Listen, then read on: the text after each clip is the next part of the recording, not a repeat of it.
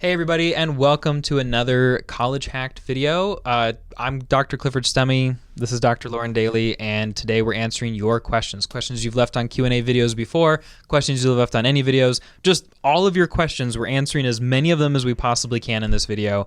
And I'm really excited to announce that we are offering a raffle for a free College Hack consultation provided by somebody who used our channel to hack their own degree, kind of figured it out on their own, and then they were like, man, I still owe you guys so much for all of the wisdom I got from the channel. Thank you. Very kind of you to say. And then they wanted to actually donate money to help you guys get consultations yourself. So at the end of this video, we're going to give you instructions for how to sign up for that so that you can be considered. But yeah, without further ado, let's hop into some questions. Lauren, what do you got for us? I got one that's specifically for you to start us off. Nice. So Wow. John P7883 says, "Hi Clifford, thank you for the service you are providing. It's helping a lot of people. I have an AAS in Electronics Engineering Technology from ITT Technical Institute. Do you know if Excelsior will accept credits from ITT for their BS-EET program? If not, what schools do accept credits from ITT?" Oh man, this question doesn't have to be for me. You can answer it too. It's kind of a complicated one. Right off the top of the head, there's probably some research we could do to maybe hone in on that a little bit, John. But the fact of the matter is that you'll never fully know whether credits have been accepted at a school until you have transferred them. There are some exceptions. A lot of the kinds of things that we work with alternative third-party credits like Sophia or CLEP, a lot of those relationships are set in stone. But a lot of times transfer credits from other schools to other schools are things that are considered on a case-by-case basis. So what I would really recommend you do is just try to submit them, see how they transfer over, and then make your decision about whether you want to go to Excelsior or not based on the results of how that plays out. Would you add anything to that? Home run. That was awesome. That's definitely what I would say. And there's a lot of schools that will let you apply for free. So that's the nice thing about it is you don't have to commit to a school or pay them anything to figure out if your credits will be accepted. That's generally something most schools do free of charge just to help you figure out if you should go there. Yeah. The only exception I will say is that it's tougher to do that with WGU because they'll try to get you enrolled in classes, and as soon as you're enrolled, you can't transfer in anything else. So just be careful that you don't enroll when you get a transfer evaluation. Don't enroll. You can safely apply, but don't enroll until you're sure. Harry of BCGZ6TC, great name by the way. Hi Clifford, could you make a video dedicated to the best computer science and nursing degrees for immigrants wanting to obtain permanent work visas in the USA? I read this question earlier and I thought it was hilarious because it's so specific. It's like, well, maybe I could just make a video for you, Harry, about you, because I think that's what you're asking for. And I also thought it was funny because computer science and nursing are so different. Like as somebody trying to choose between computer science and nursing, that's, I don't know, I feel like that should be an easy choice for most people because it's just like, well, do you want to help sick people or do you want to help sick computers? But what did you think about this, Lauren? Would you have any schools you recommend? Or? Harry is well-rounded. That was my first thought for sure, to have such a diverse set of interests. But no, really the reason that we're including this one is to talk about how it's very different to get a work visa in the U.S. and to get a school visa, which sometimes people think you can go to an online program and get a school visa. And so that's a nice thing to answer along with this question, even though that's not really what this is asking. You can't do that. You have to be a residential student to get a visa for school. It doesn't work online. So that's one answer to a question that wasn't asked. And then the question that is asked, permanent work visas in the U.S., the school is not necessarily going to matter as long as the check boxes are there, the licensure for whatever you might need, like the nursing license in the U.S., of course, is an important thing because there's not reciprocity with other countries. So yeah, that is something you figure out down the road, not at this phase in time. Okay. Yeah. And then I'll throw in there too, if you're looking for a school that offers both computer science and nursing and you are in the U.S., then WGU is a great school to look into. Definitely. ZP3631. I would go to Liberty, but hearing basically all of their classes have something to do with religion. He's talking about Liberty University Online, or she is. Not sure that's my vibe. I'm an atheist, so this wouldn't work well. Yeah. This is an interesting one because I know I've had students when I taught at Liberty before who were not Christians. They were atheists. Yeah. And I've had many clients who say that they don't want to go to Liberty because of that. And I've had many clients say, oh, I don't really care. It doesn't matter. So yeah. What are you thinking here? Yeah, I thought it might be nice for us to give some perspective about what the logistics of the religion inclusion look like at Liberty, because we both attended there and have earned degrees from there. And we've also both written classes for that school. Yeah. So we're pretty familiar with the rubric requirements for the involvement level that they want. So you definitely don't have to be religious to go there in any religion, right? So they're evangelical Christian, which means that most of the people who go there are intentionally also that religion and want to enjoy that in their education. But Liberty has 100,000 online students, so they know that not everybody who's going there is going to be a Christian. So the cool thing is they build their classes in such a way that, yes, they're firm on their belief in Christianity and they include that in each of their classes, but what you're actually giving time and effort wise is probably around, what would you say, 5 or 10 minutes and a scriptural inclusion for the most part? Yeah, a lot of times the biblical worldview inclusion is like attached to one assignment, apart from what you like hear in a lecture or something. But like as far as like homework you have to do, it's usually attached to one assignment, and it's usually a discussion board. So they'll say, hey, here's a topic within this class that we're taking. Talk about this from a Christian worldview. What do you think is a Christian approach to this ethical question we're talking about in business accounting or something? Yeah. And so you can say you could, if you're not a Christian, you could say a person from a Christian perspective, or a person with a Christian perspective would say da da da da, and that covers it. You don't have to say, oh yeah, from my Christian worldview that I totally have, this is how I would handle it. Yeah, you don't have to pretend to be of a religion that you're not. Thankfully, they're not judgmental like that. So yeah, I just thought it was a nice thing to talk about, because I have clients often who really like everything about Liberty, but then they're afraid to go there because they're not Christian, and they're afraid that they'll be judged, or it's not going to be a good experience because of that single factor. But they're pretty welcoming. So I think if you love Liberty and that's like your one hang up, I don't think it's going to cause you as much problem as you might think. I think that's really well said. Thanks. Yeah. Our next question is from Joseph 8P, and he says, College A, traditional 4-year, that I want to go to is not hackable at all. Can I hack courses into College B, like SNHU or UMPI, and transfer to College A while keeping all or most of those hacked credits? Do you want to talk about credit laundering? Credit laundering, yes, yes. This is such a good question, because this is like taking college hacking to a whole other level. We don't currently really work with any clients doing this kind of thing, because so much of it is so tenuous and could change so quickly and could fall apart. Best laid plans here. Last I checked, there was a community college, like one of very few, like we're talking maybe 3 schools in the U.S. that have ever heard of doing anything like this, where you could transfer in your CLEP tests. They would give it a credit based on their school, and then you could transfer it to another school. I think they kind of caught on to what people are doing, and they like raised their fees and made it harder to do and just made it a bunch more complicated. It might still be possible, but we just kind of don't mess with that, because it's just not worth it. Borderline of unethical, right? Where you're kind of trying to pull one over, but there's a way to do hacking that you don't have to worry about any sketchiness. So that's the way we like to do it. You don't have to worry about people being like, there's some irregularities in your transcript. Let's take a second look at this. If you want to go for it, more power to you. But it's just not something that we really want to mess with. Yeah. It's also usually not possible, because the way that transcripts at colleges usually work is that they have the credit divided by institution. So they have a section that says sophia.org, and that's where your Sophia classes go. So it's not really like you're getting the school's name on the individual classes. They're still divided by the source. Yeah. There's literally like maybe 1 or 2 schools in the entire U.S. that this has ever been possible at. And SNHU and UMPI, none of the schools that we work with are any of those. Sarah Yo 93 or RF. What do you think about Columbia Southern University? Most of the universities that you recommend don't offer healthcare major. I will say WGU does. I think SNHU does. LUO does. Purdue does. Purdue has. They have like some healthcare administration type stuff, and an RN to BSN, maybe? Okay. Yeah, definitely RN to BSN too. Columbia Southern University, though, is a for-profit, so I generally don't like for-profits, right? Because for the most part, like 9 times out of 10, lower graduation rates, higher prices, government investigations, bad reputation. Like those are the 4 ways to describe 90% of for-profits in the U.S. But Columbia Southern, not so much.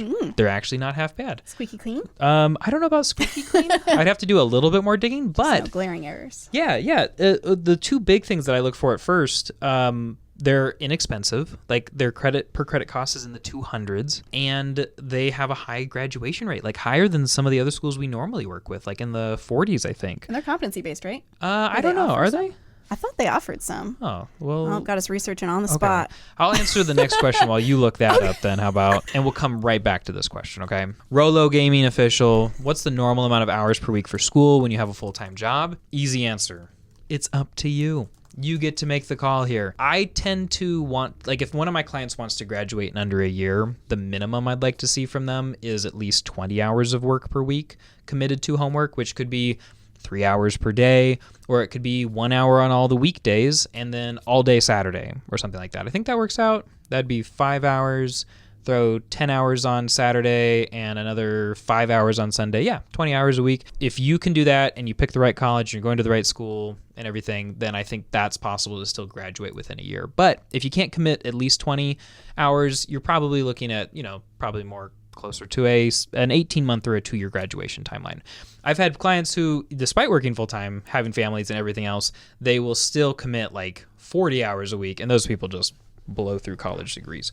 There's a direct correlation between, maybe it's an indirect correlation, whatever it is, like the more hours you put in per week, the faster you graduate. Did you find out about Columbia Southern? I found out that Degree Forum thinks that their life pace does not barely qualify as competency-based. So it doesn't look like they are. I thought that they were, Gotcha. But I guess they're not. Okay. I've never done a plan for them, so. Lots of good things about Columbia Southern apart from their competency-based their lack of competency option. Which, if somebody's curious about them, ask in a question, a comment, and we'll do more research for our next time we talk about them. Yeah. Though I will say they are going to show up in a video that is coming out very soon, or might have already come out, honestly.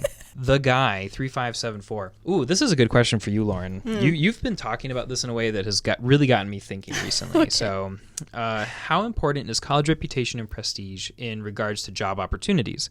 Will an employer automatically hire someone with a degree from UCLA over Liberty, like as an example? So, yeah. So first of all, automatically, definitely not, right? Because the degree doesn't make the person makes the degree. So as long as you have the checkbox of what the job is asking for, usually regionally accredited degree, sometimes even just a degree, then you are qualified in theory just as much as somebody who has, a UCLA degree. The difference really in prestige of a university only matters in certain situations. Emotionally, we all think of college, I think, the way that it used to be 10 or 15 years ago, where the name of the university mattered. There was a lot less options. So, it was really easy to tell if a school was good or not because we didn't have a bunch of random online schools like we do now.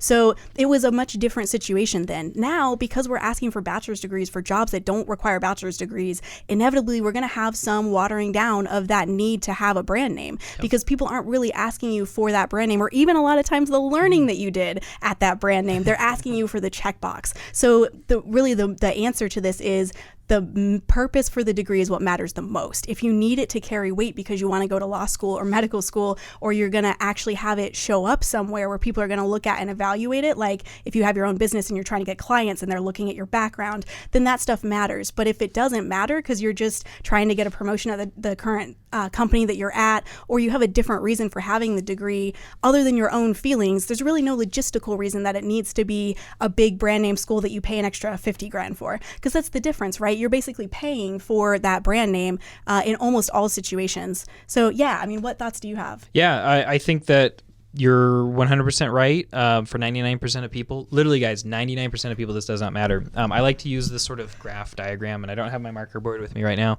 So you just have to imagine this. Schools are split into a 10% category, an 80% category, and a 10% category. In this 10% right here, you have really nice schools everybody's heard of. Harvard, Princeton. Those are the only two I can think of right now, right?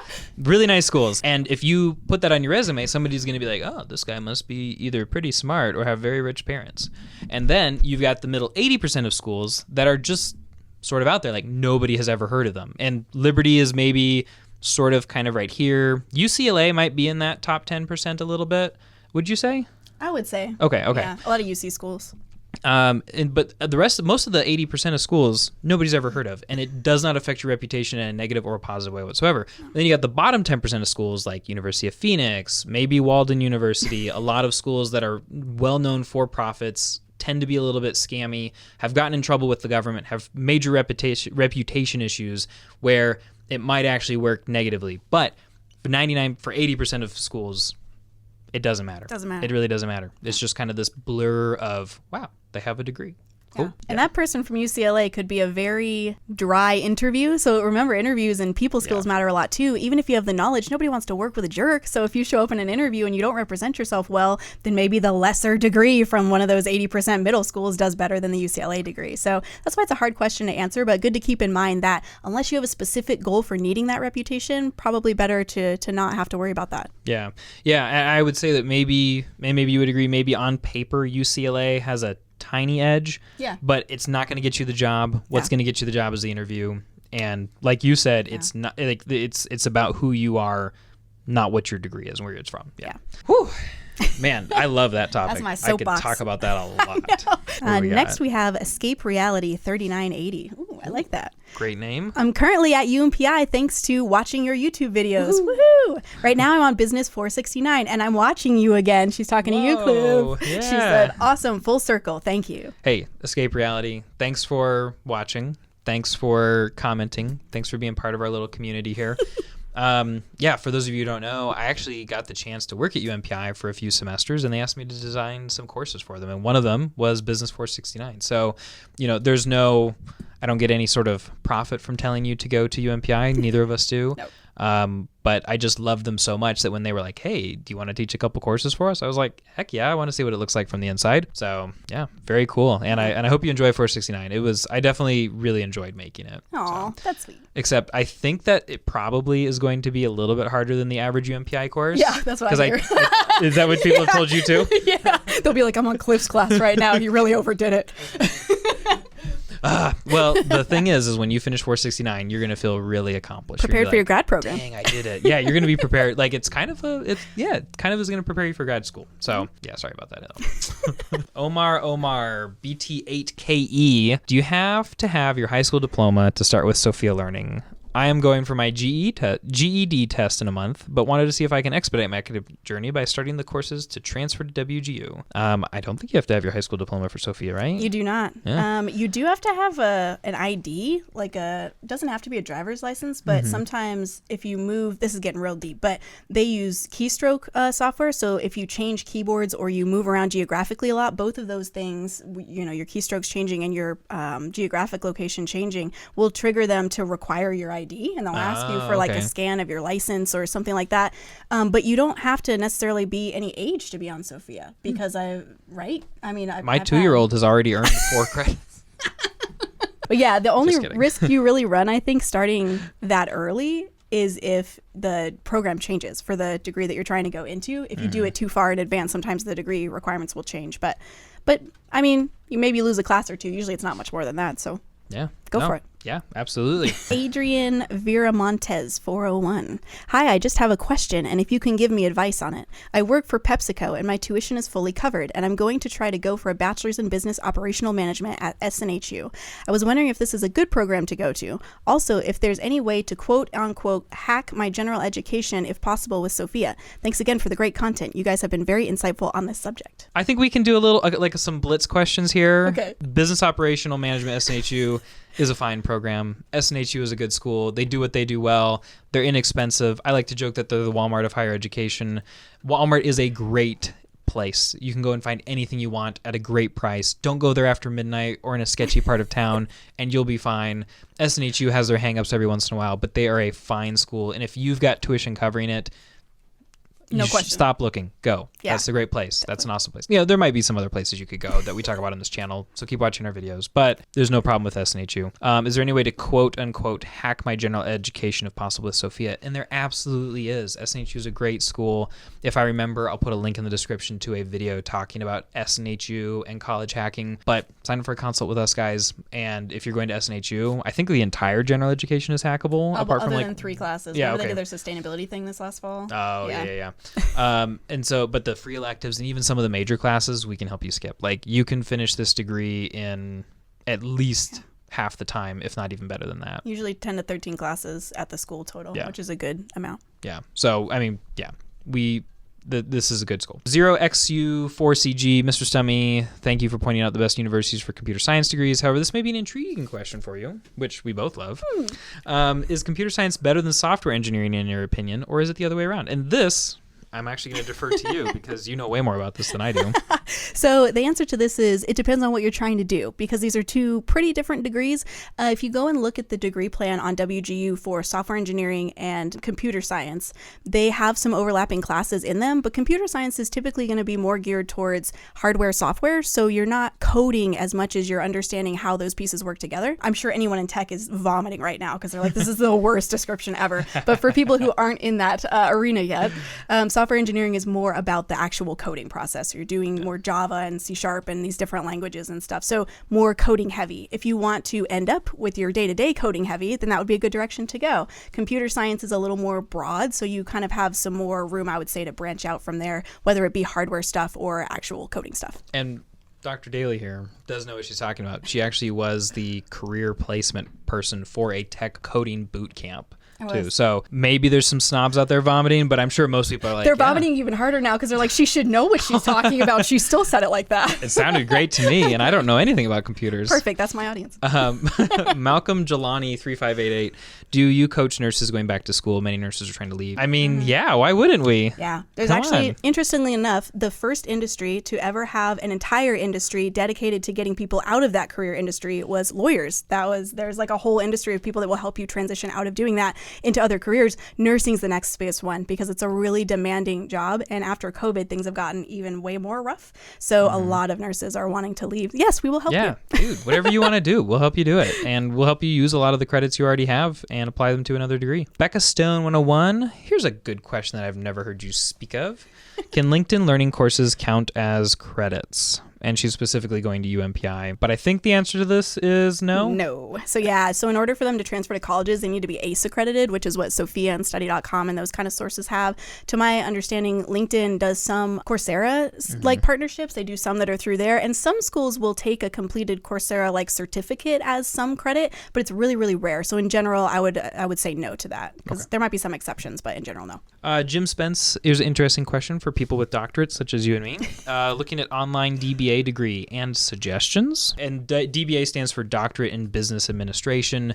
It's the natural progression, not the natural progression. It's kind of the unnecessary progression from an MBA, which is Master's in Business Master's in Business Administration, which is kind of like the go-to degree for people who want to go work in a business. I want to work in a business. I don't care what it is. I want to be in a business. I'm going to get an MBA. I'm going to go run a hedge fund. I have an MBA. I don't know. Person is on testosterone and has a long beard. Like, I want to have a business. Yeah, it's like a business bro is what I'm thinking of. They got their like MBA. That. Yeah, a business bro. All right. If you're a business bro, comment down below and tell us how you live your life.